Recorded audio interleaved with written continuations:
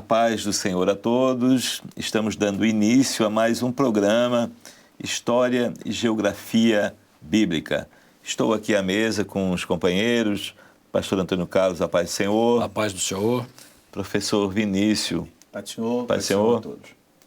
Hoje vamos continuar ainda, vamos encerrar hoje o livro ou a segunda carta de Paulo aos Coríntios. Eu vou iniciar lendo o texto que está em 2 Coríntios, capítulo 9, verso 6, que diz assim: E digo-vos isto, que o que semeia pouco, pouco também ceifará.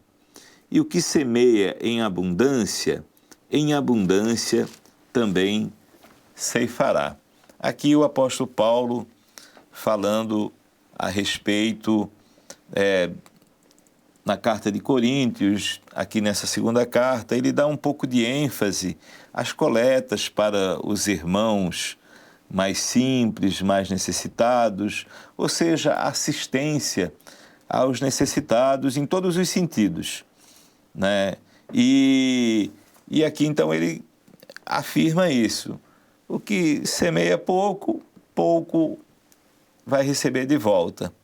E o que semeia em abundância, também em abundância vai receber de volta. E assim iniciamos o programa. Vou passar a palavra ao pastor Antônio Carlos, já para dar início ao nosso programa.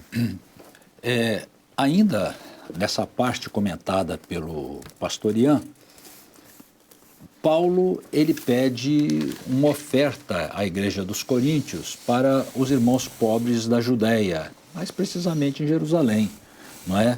E ele mostra como que isso é importante. É uma parte material. Nós lembramos aqui, nós não fazemos coletas em templo, os pastores não são remunerados, nós estamos naquela... Não que seja ilícito, porque é lícito, o obreiro digno é o obreiro do seu salário, mas o apóstolo Paulo disse assim: não usei de nada dessas coisas, trabalhei com minhas próprias mãos. Nós seguimos este exemplo, mas é bíblico, está dentro da palavra, a generosidade, a ajuda àqueles que são mais necessitados. E Paulo, eu vou ler aqui alguns versos que eu achei notáveis com relação a essa parte. Às vezes ele chama até de administração desse serviço, né? Se referindo à coleta de ofertas. Ele chega a dizer até que eles fizeram mais do que eles podiam. E ele ainda acrescenta em determinado lugar, dizendo o seguinte, que é preciso que haja igualdade, porque também a pessoa não vai ofertar uma coisa sem condições de ofertar. A oferta desoprime alguém, mas essa desopressão não pode acontecer oprimindo quem oferta. É preciso que haja um equilíbrio, não é? E naquilo que não afeta as nossas finanças, mas é bíblica a generosidade. Então a palavra diz aqui, eu estou lendo aqui em 8, segunda carta aos Coríntios, 8, 7. Olha a colocação de Paulo, como que é interessante. Portanto, assim como em tudo, abundais em fé, em palavra, em ciência e em toda diligência, e em todo o vosso amor para conosco, assim também abundeis nesta graça. Paulo chama isso, então, de graça. Nós somos abençoados de diversas formas. Mais uma forma aqui comentada por Paulo. Quando você contribui de todo o coração, ajudando alguém, Paulo está chamando de meio de graça. Outro texto aqui, também já no 9, a fim de que, se acaso os macedônios vierem comigo e vos acharem desapercebidos, está dizendo, não podemos fechar os olhos para aqueles que estão passando dificuldade. Outro texto, 9:8. E Deus é poderoso para fazer abundar em vós toda a graça, a fim de que, tendo sempre em tudo toda a suficiência, abundeis em toda boa obra. Bom, e tem outros versos. Então, achamos por bem aqui, pastor Ian, fazer um comentário aqui, suplementar, mostrando que realmente nós não vivemos da igreja. Cada um de nós trabalha com as suas próprias mãos, nosso trabalho é voluntário, mas a palavra fala da ajuda aos necessitados e Paulo chama a atenção para nós termos nosso coração nisso. Interessante é que parece que esses 2 capítulos, 8 e 9, são uma interrupção no contexto dos demais capítulos. Então ele está no meio da carta.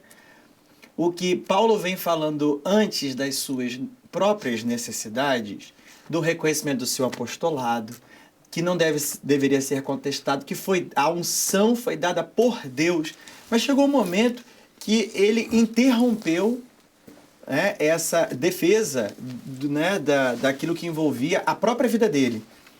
E ele teve a sensibilidade de entender a necessidade do rebanho. E quantas das vezes estamos no nosso dia a dia, em meio às nossas próprias necessidades, mas o Senhor toca no coração de seus ministérios para que sejam suscetíveis e sensíveis à necessidade que existe no rebanho. Então ele vai exaltar aquela região e diz assim, a Acaia, que é onde ficava a igreja de Corinto, já está pronta desde o ano passado. E vai dizer, fizeram com alegria. E vai dizer lá no capítulo 8, verso 5, se deram, primeiramente ao Senhor, depois a nós. Então o que se faz ao Senhor, o Senhor recebe e o Senhor derrama da sua graça sobre o corpo de Cristo. Isso é um ponto importante, né? Até que após esses 2 capítulos, o 8 e o capítulo 9, Paulo então vai retomar o assunto da carta e vai se preocupar com a igreja. Por quê? Porque a contestação com relação ao seu ministério vinha de algum espírito de divisão para retirar a doutrina e retirar o governo da igreja. Porém, Paulo vai avançar antes disso e dizer da sua experiência, quando ele vai então falar sobre a importância do uso dos recursos da graça no dia a dia da igreja. Olha só, essa questão da assistência aos mais necessitados nunca saiu do meio da igreja. Nós vemos lá no início, quando perseveravam unânimes no templo, nas orações, e todos traziam tudo aos pés dos apóstolos, dividiam a cada um conforme a necessidade. Aí nós vemos Paulo aqui, como o professor Vinícius falou, interrompeu para em 2 capítulos falar da coleta aos necessitados da igreja em Corinto. E aqui eu quero ler para os irmãos em Tiago. Esse Tiago aqui é tido como Tiago, o livro de Tiago, o irmão de Jesus, né? Um dos irmãos de Jesus, e ele coloca assim, assim também a fé, Tiago 2, 17 e 18. Assim também a fé, se não tiver as obras, é morta em si mesma. Mas dirá alguém, tu tens a fé e eu tenho as obras. Mostra-me a tua fé sem as tuas obras, e eu te mostrarei a minha fé pelas minhas obras. É interessante que em Éfeso, Paulo diz, né, pela graça sois salvos, mediante a fé, isso não vem de vós, é dom de Deus, não por obras para que ninguém se glorie. Então a salvação, ela não é por obras, mas a fé sem obras é morta. Sim. Diz Tiago aqui. Isso. Então a fé é o principal para a salvação, mas as boas obras, elas fazem parte da igreja, sempre esteve com a igreja não pode desprezar os necessitados, e aqui nós vemos, né, na vida de Paulo, ele colocar 2 capítulos se referindo a isso e trazendo para nós nos nossos dias, né, a igreja, ela não tem deixado, a igreja que participamos, não tem deixado de olhar para o necessitado, né, nas ações sociais que a igreja faz. As missões, né? As Lembrar das missões. sertão. E no próprio atendimento aos necessitados no momento de calamidade, né? Tivemos agora, recente, alguns exemplos nesse sentido, que não cabe aqui estar citando, até porque é uma coisa que vem do Senhor e Paulo diz aqui, o que semeia pouco, pouco também ceifará. O que semeia em abundância também ceifará. E a sequência diz assim, cada um contribua segundo propôs no seu coração, não com tristeza ou por necessidade, porque Deus ama o que dá com alegria. Então, aquilo que o pastor Antônio Carlos falou ali, né, a pessoa solidária, ela se sente bem, né? E nós temos um povo muito solidário, né? A vida da igreja, a continuidade da igreja, a subsistência da igreja, porque o Senhor tem levantado um povo solidário e Paulo aqui apela para isso, né? Vamos olhar para os necessitados. Amém.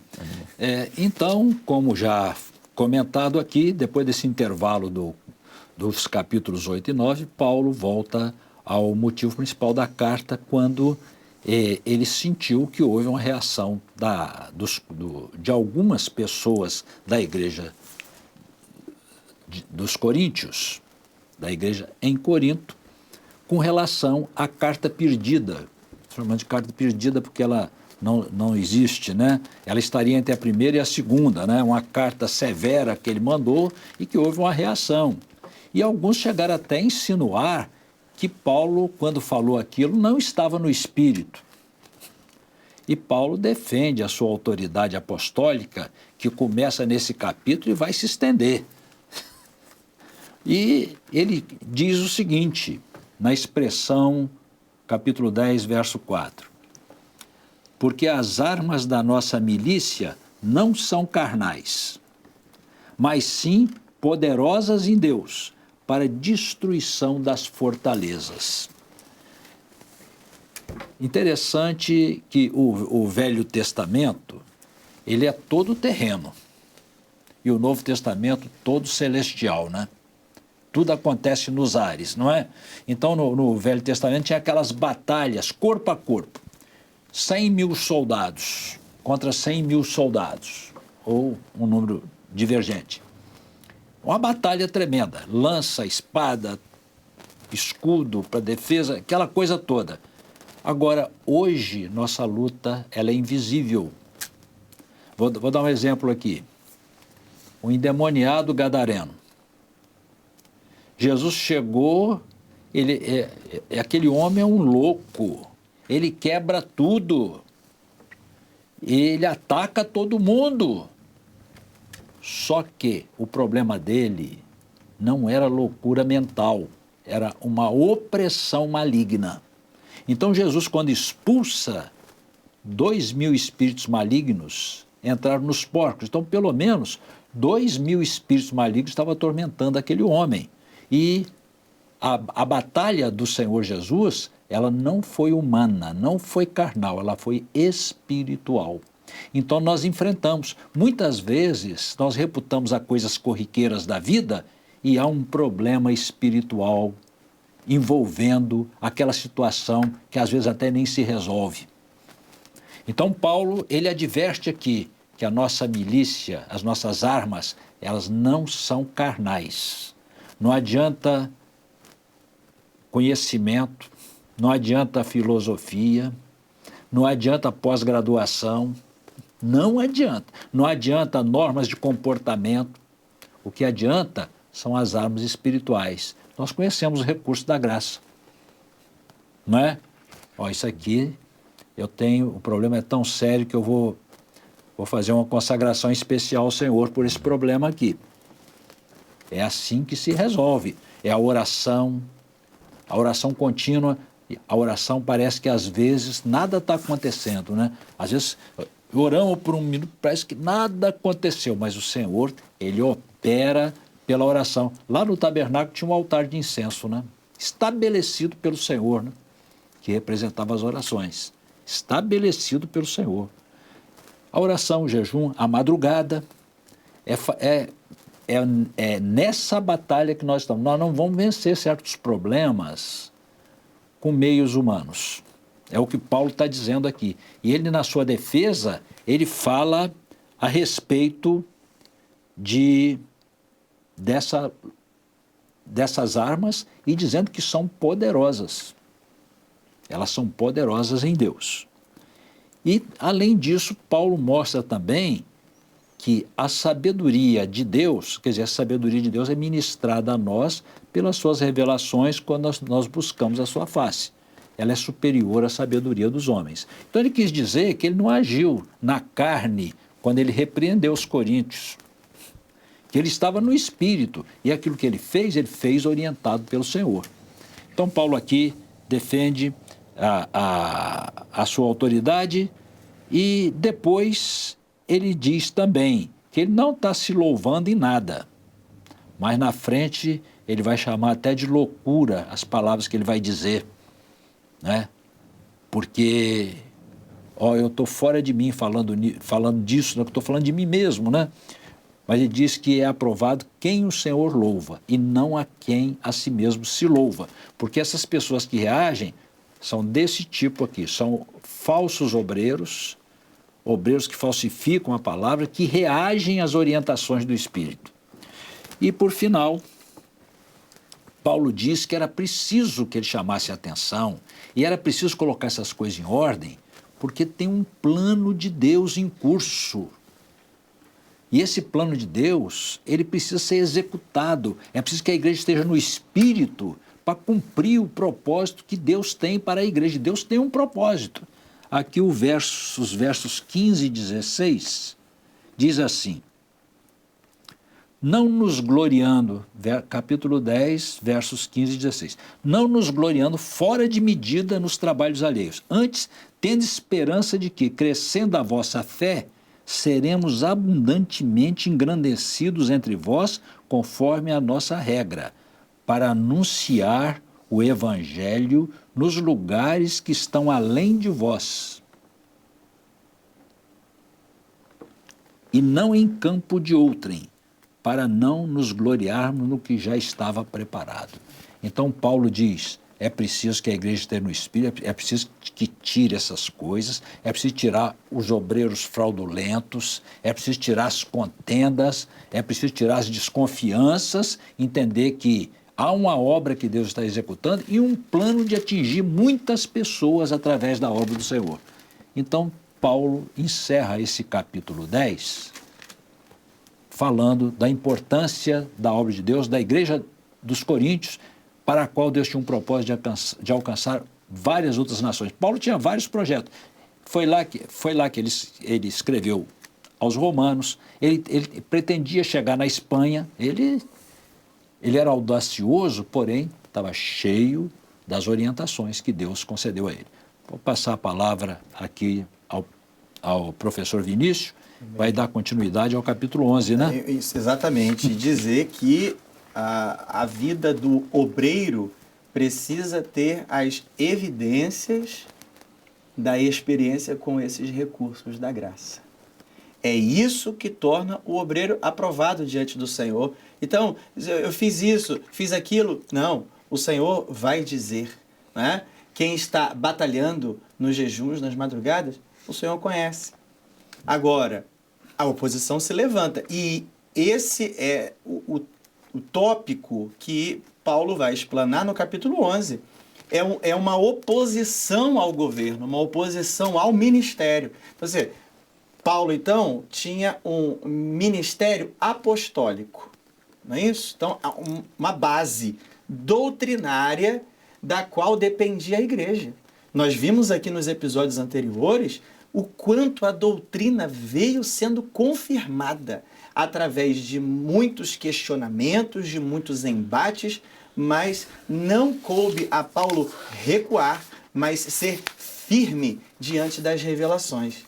Por isso, no capítulo 11, verso 6, é interessante a expressão que Paulo vai usar, que diz assim: e se sou rude na palavra, não o sou, contudo, na ciência. posso ser rude na palavra, porque alguns questionavam. Paulo mandou carta e repreendeu, mas ele mesmo não veio aqui, e é esse tipo de conjectura, né? de insurreição que se levanta no meio do corpo, mas para quê? Para tirar o governo do meio da igreja. Então, Paulo, uma referência em doutrina. Então, se você tirar a doutrina, o que acontece? Você tem uma igreja desgovernada. Mas assim, eu posso ser rude na palavra, mas na ciência, quer dizer, na revelação, ele foi fiel. Então, não existe uma forma de adaptar a revelação que vem do Senhor às minhas próprias emoções, aquilo que eu quero ouvir, aquilo que eu gosto de ser chamado. Não, revelação vem da eternidade e nós é que precisamos nos adaptar à revelação que vem do Senhor. Então, nós vamos perceber aqui, por exemplo, que Paulo vai defender essa perseverança doutrinária no verso 2 do capítulo 11, quando diz assim: porque eu sou zeloso de vós, mas com zelo de Deus. Não é pela minha própria vontade, mas é aquilo que o Espírito Santo está me movendo a fazer. Qual é o objetivo disso? O verso então vai continuar. E diz assim: porque vos tenho preparado para vos apresentar como uma virgem pura a um marido. É um só marido, a saber, Cristo. Então a perseverança na doutrina, a perseverança no ensino, nas escolas bíblicas, é para nos tornar cada dia preparados para o encontro com o Senhor nos ares, como uma igreja sã, purificada, santificada pela palavra do Senhor, que é poderosa para nos fazer santificados para encontrar com o noivo da igreja, que é o Senhor Jesus Cristo. Esse é o maior objetivo. Então aqui ele está dizendo o seguinte: a doutrina ela tem um objetivo e cabe a nós nos moldar às emoções das pessoas? Não, cabe a nós cumprir a vocação que a igreja possui, que é trazer as revelações da palavra do Senhor, que através da doutrina vão nos conduzir a esse caminho da eternidade. Por isso, então, Paulo vai dizer o seguinte: esses que estão questionando, vamos agora avançar para o verso 13, e dizer assim: são falsos apóstolos, são obreiros fraudulentos, se levantam contra o governo, se levantam contra a doutrina.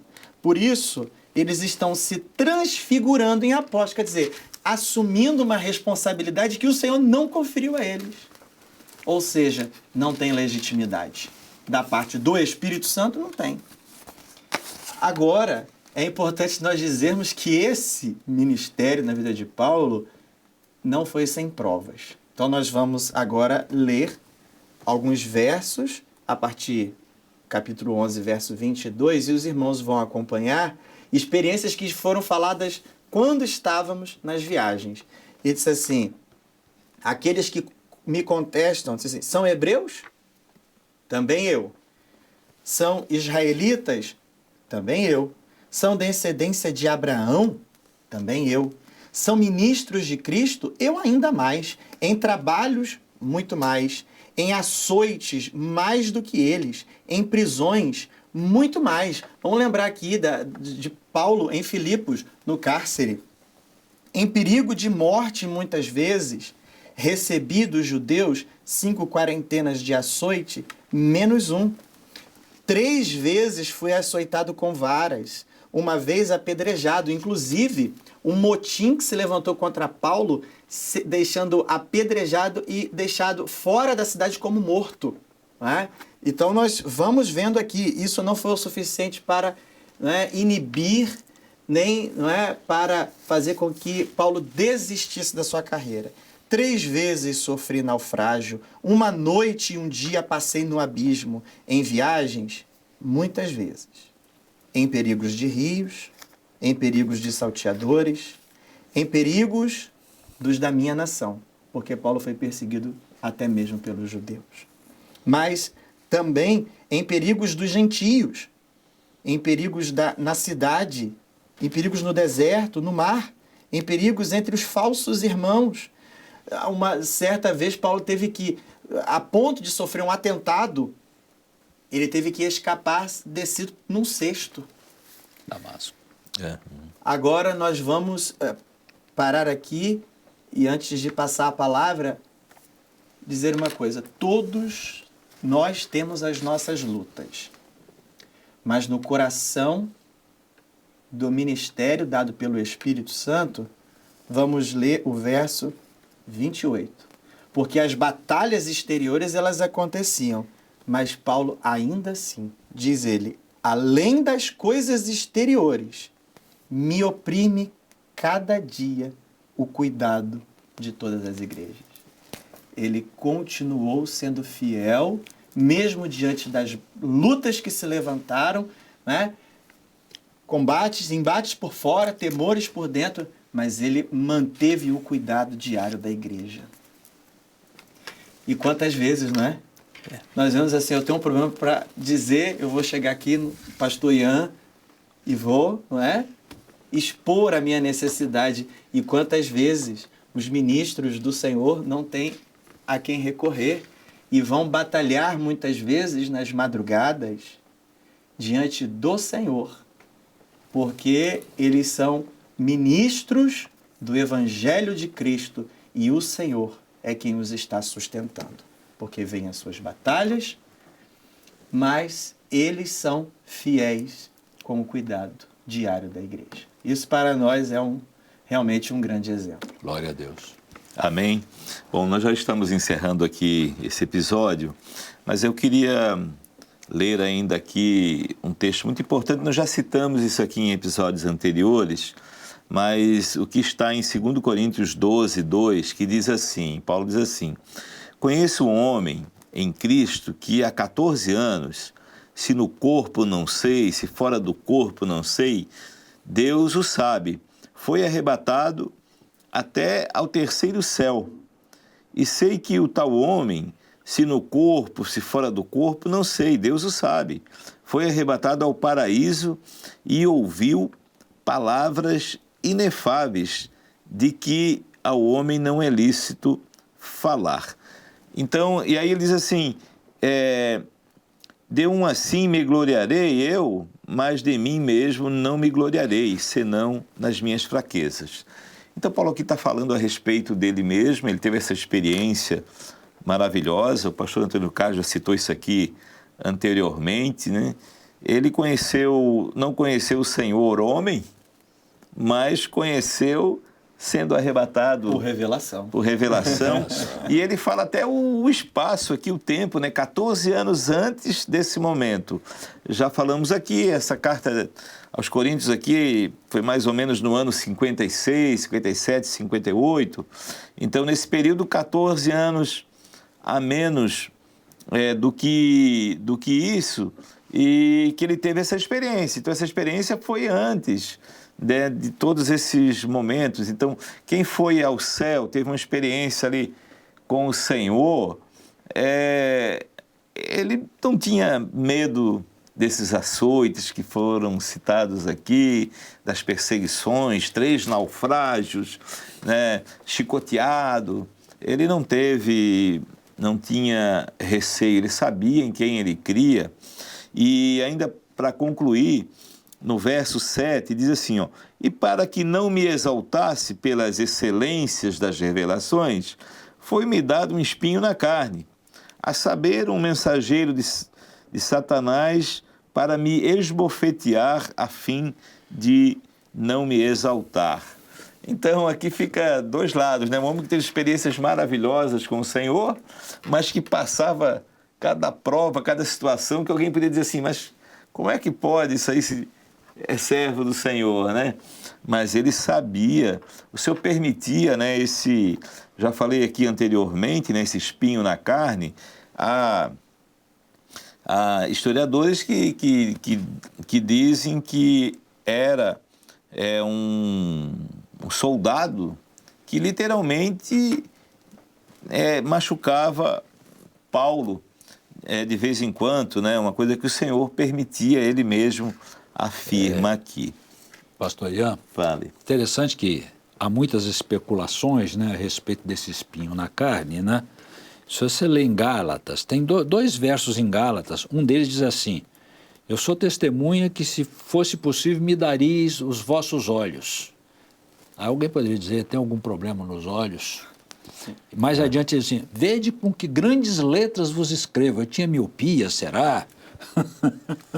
E na carta aos Romanos, quem escreve é Tércio, não é ele. Ele precisava de alguém, mas são tudo especulações, na verdade. O que importa para nós é que nós temos nossas limitações, temos nossas dificuldades, alguns problemas que o Senhor vai permitir, mas que tudo será para a glória do nome dele. As batalhas são muitas. Agora sim, a solução é a mesma para todos. Diz assim: e disse-me, clamei ao Senhor e disse-me, minha graça te basta. Amém. No verso 8 ainda aqui, ele diz assim, ó, acerca do qual 3 vezes orei ao Senhor para que se desviasse de mim. Esse esbofeteador aqui, né? Então, é uma batalha. Então era uma batalha muito séria muito ali dele, mas ele orava ao Senhor, né? Pastor Ian, eu sei que está encerrando. Só vou dizer uma coisa aqui, porque nós estamos encerrando. Ele encerra a carta, a segunda carta aos Coríntios, dizendo que vai lá pela 3ª vez. Nós até aqui estávamos entendendo que ele só tinha ido uma vez. Então, nesse meio tempo, ele deu uma chegadazinha na igreja dos Coríntios, voltou, iria agora a 3ª vez. E ele disse que, indo lá, ele vai usar, do rigor que ele usou na carta, ele vai usar o rigor. Se ele encontrar os problemas lá, ele vai usar o mesmo rigor que ele usou nas cartas, ele vai usar pessoalmente. E encerra não, tem um texto aqui que diz assim, que é o verso 8, nada podemos contra a verdade, senão pela própria verdade. Estava se referindo aos comentários, aos maus comentários que foram feitos. E assim ele encerra com a bênção apostólica, como sempre faz na segunda carta aos Coríntios. Ele ainda diz aqui, examinai-vos a vós mesmos se permaneceis na fé. Então ele fazia tudo com muito zelo para que muitos se salvassem, permanecessem no Senhor. Então ele disse assim, ó, permanecei na fé, porque a fé que é a salvação, é pela fé que temos a salvação e permanecemos na salvação. Pai do Senhor, pastor Antônio Carlos. Pai do Senhor, paz do Senhor aos irmãos. Pai do Senhor, professor Vinícius. Pai do Senhor, e lembrar que agora vamos avançar para a próxima carta. Os irmãos já podem ler, não é? Inclusive que é a carta aos Romanos, é a próxima carta na sequência cronológica. Amém. Paz do Senhor a todos.